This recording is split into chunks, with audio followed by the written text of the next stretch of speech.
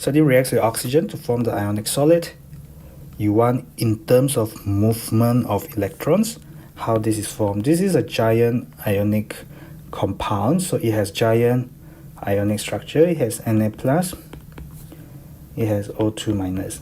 All right, so you go from sodium, which is Na, and then you add oxygen, and then you get Na2O. To balance the equation, this is a solid. There's 2 sodium, because there's 2 sodium there. Na plus O2 minus, so the formula you can't change it. Same thing with oxygen, O2 you can't change the formula because there's the molecular form. And now I have half O2 there. I know in O-level some teachers will insist you to have a whole number, but technically speaking, you can multiply the whole thing by 2 and you will get 4, 1 and 2 there. You will still get the same balance equation. And with respect to mole calculation, it does not matter a little bit. And if you write this in the exam, there's no way they can penalize you, because it is still 1, a balanced chemical equation, 2, it is still a valid formula for the reactant and the product, and 3, it really depends on how you are taught. So as long as you got the correct chemistry, there's no one who can penalize you. Yeah. So what happened is, this one is a giant metallic structure because you have metal.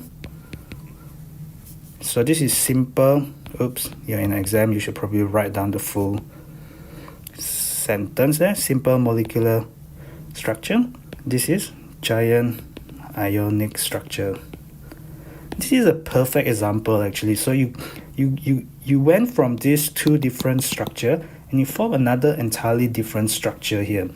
Okay, and then so what happened then is the sodium, but that is actually not answering the question. That's actually just thinking about what happened. The Na will go and form Na+. The O2 looks like this. What are you forming? You are forming O2 minus anion. From here to here, you need to break this oxygen-oxygen double bond. And once you have that, you have oxygen atom. Now you go from the atom to the O2 minus ion. Right? I think better put on my ion somewhere else.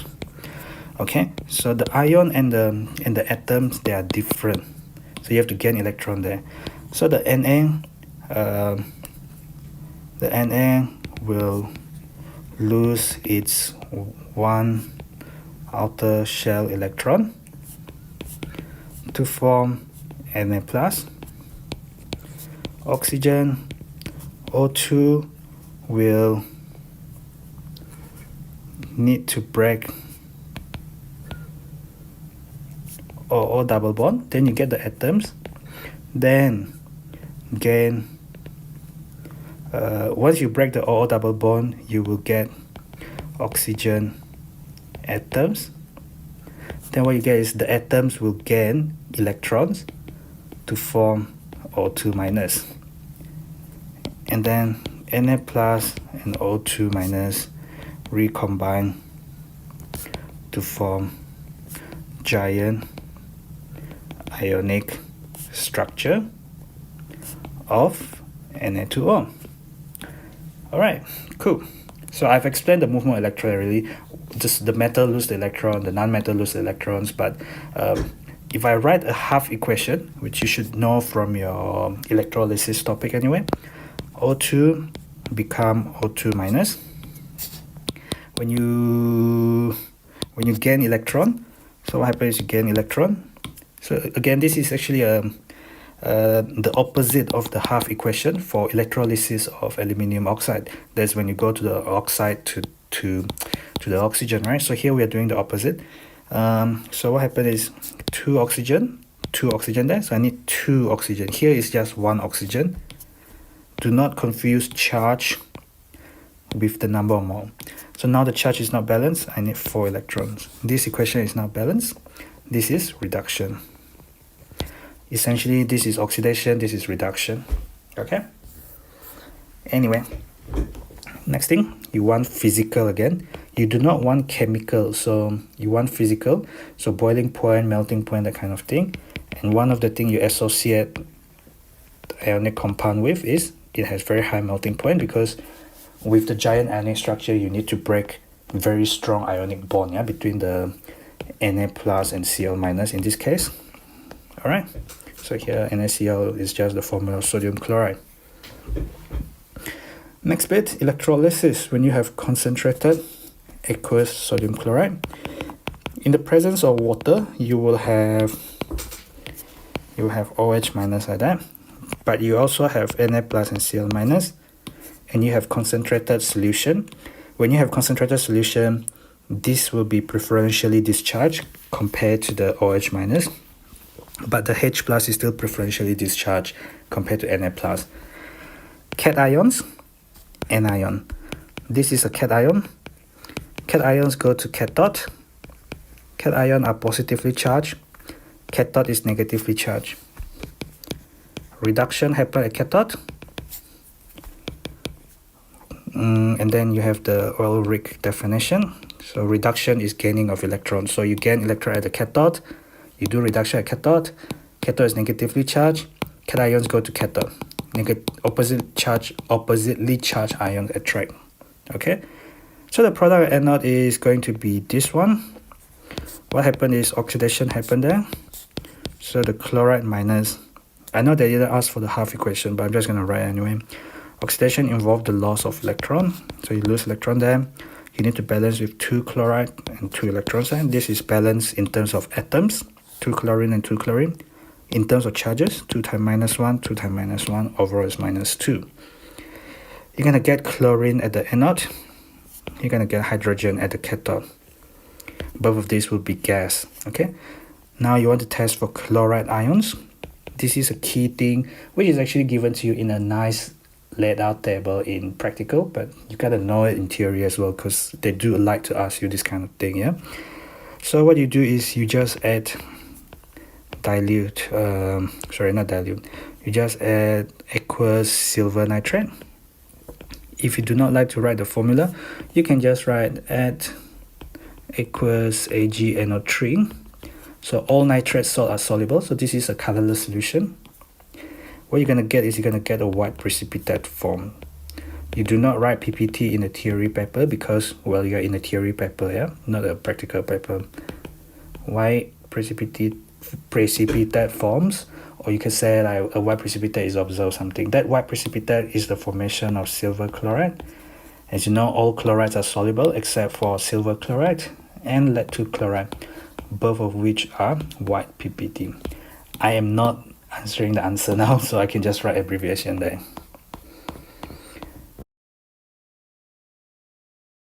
So this is about electrolysis then. So now you have aqueous, okay? So that means you have H plus or H minus from the water in the aqueous solution, obviously. You have Zn2 plus and SO4 2 minus. In terms of reactivity series, this is the one that will get discharged, and this is the one that will get discharged. This is cations. It goes to the cathode. Because the cathode is negatively charged, it attracts positively charged cation, okay? So this is anions. It goes to the anode. Because anode is positively charged, the anions go to the anode, okay? You're lucky that they actually provide you the name there. Not so lucky in certain years when they don't actually provide you the name there, yeah? So you're expected to know. You need the equations. These are what we call half equation. We need to think about reduction happen at cathode, and then reduction involve gain of electrons, and oxidation involve loss of electrons. So reduction happen at cathode, and we also have oil rig. I mean, these are just acronym, but you got to know how to balance the equation as well, yeah? So knowing the acronym is all good, but if you don't know how to balance the equation, then there's no use as well. You form H2, so I need 2 H plus. Now this has no charge, but I have plus 2, I have a minus 1, so I need to balance with 2 electrons, which I'm sure you have done this equation a lot of time, okay? If I form just oxygen, where would the hydrogen go, okay? So you actually form H2O as well, and you need electrons, and the fact that you now have two hydrogen, so I need 2 of that. So that will give me 2 hydrogen, but the oxygen here is O2, O3, so 2 OH minus is not going to be enough. I need 4, because then I can put a 2 in front of the water. I'll have 4 hydrogen, 2 oxygen, 2 oxygen, altogether I have 4 oxygen. This left hand side will give you 4 times minus 1, which is -4. No charge, no charge, I need 4 of that. Okay, such that you can balance these two equations by taking the LCM of 2 and 4. The LCM is going to be 4. You need to multiply this equation by 2, and then balance the two things by adding them up together. Alright. So next question is about the galvanizing. So galvanizing to prevent the iron from rusting. So they call it galvanizing. You might have known it as sacrificial protection. So how does it work? I mean, zinc is a more reactive metal. Zinc is a more reactive metal than iron in the reactivity series. Okay, so how does it work? Zinc is a more reactive metal than iron in the metal reactivity series. So meaning to say, zinc will be the one that get oxidized. So zinc will react with oxygen in the air instead of iron. Okay, and this will form ZnO, which will coat or protect, or basically has a protective coating, the iron, which is the less reactive metal. Okay, thus preventing, or hence preventing the Fe from rusting. Okay, the last sentence is just really waffling around it, but the idea is really the more reactive metal will be the one that get oxidized. That means reacting with oxygen. So that's the one that will form the zinc oxide instead of forming iron trioxide, which is rust. Okay. Here dealing with concentrated there, so we will have H plus because you are aqueous, OH minus, same thing because you are in aqueous solution, but you are concentrated solution there. So what happened is, in terms of which one is more preferentially discharged, this will be at the anode. H plus is still preferentially discharged at the cathode. So cations go to the cathode because cations are positively charged. Cathode is therefore negatively charged. Okay, because positive charge attracted to the negative charge. Guess what happened at the cathode? Red cat, reduction happened at the cathode. Guess what does red cat refer to? Oil rig. Reduction is gaining of electrons. That happens at the cathode. H plus at the cathode will give you H2. There's 2 and 2. This is at the cathode. Cations go to the cathode, which is negatively charged. Reduction at the cathode. Reduction is gain of electrons. You form this as a gas. This is aqueous.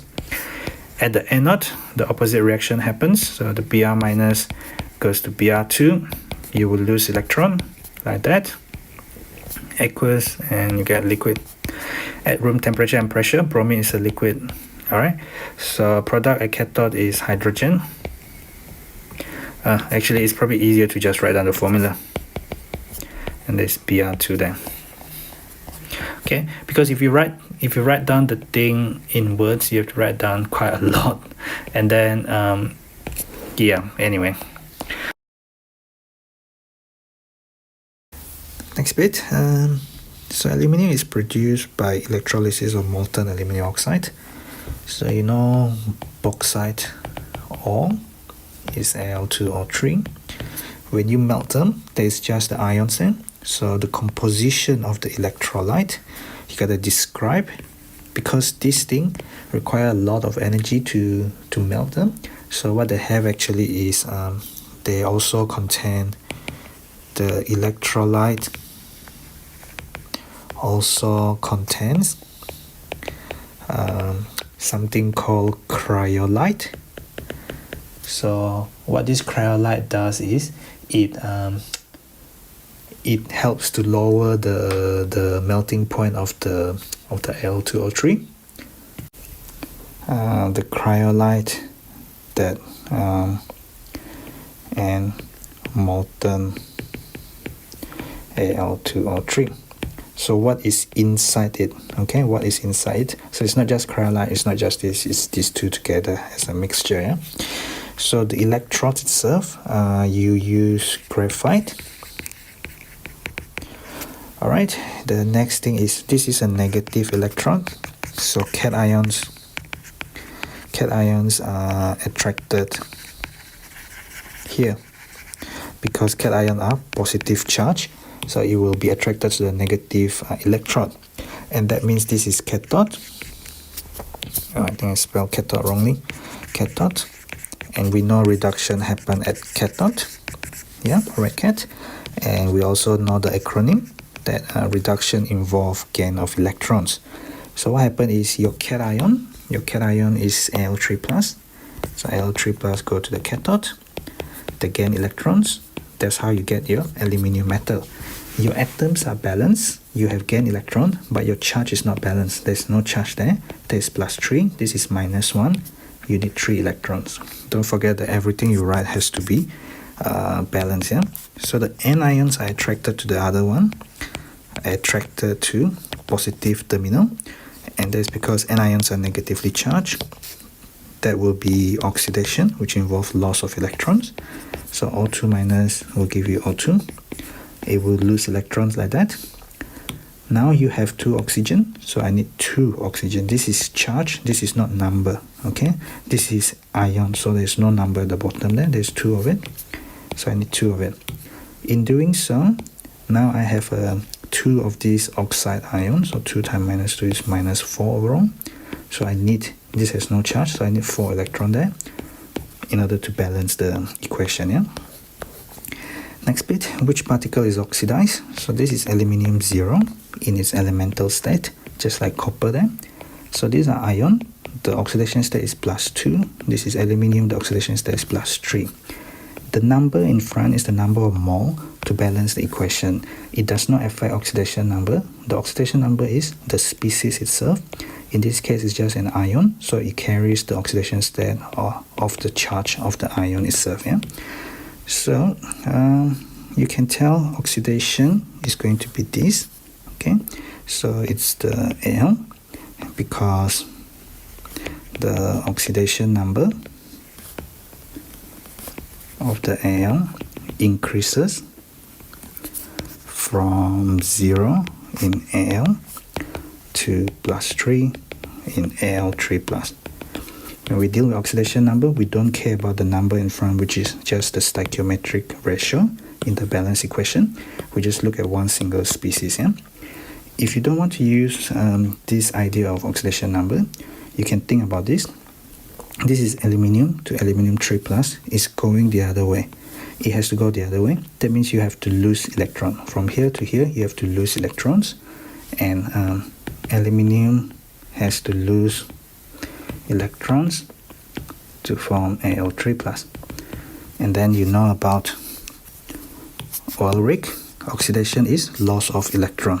Okay, so oxidation involves loss of electrons. So there is an alternative explanation there.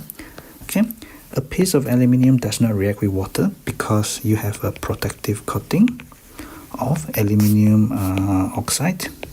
There is a protective coating of Al2O3 around aluminium. Okay, so that prevents it from, and this coating prevents water from actually reaching the aluminium surface. Therefore, no reaction. It seems like for 2 marks, you can't just be stating that about this coating. You have got to say why it does not react. If you cannot reach the aluminium surface, then there's no reaction, even though aluminium is quite a reactive metal, right, according to the reactivity series, right? Okay, so hydrogen-oxygen fuel cell, you might have heard about it, but basically instead of burning hydrocarbon, which petroleum, for example, you're going to give off CO2 and H2O. The hydrogen and oxygen fuel cell basically is you burn hydrogen. In oxygen, what you're going to get as the byproduct is just water. So it's very clean.